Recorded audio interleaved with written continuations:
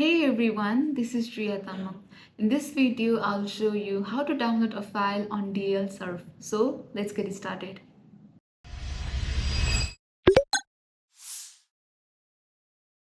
First, go to DLSurf and search for the file you want to download. Once you are on the file page, click the Continue to Download button. You will see two options, Access with Ads and Direct Access. If you choose direct access, you can download the file instantly without watching any ads.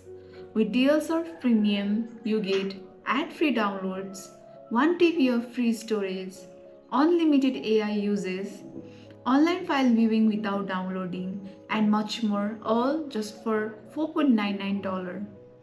If you rather not upgrade, no worries. Simply select Access with Ads, watch the ad, and then click Download. Your download will start automatically. That's it, quick and easy. Thank you.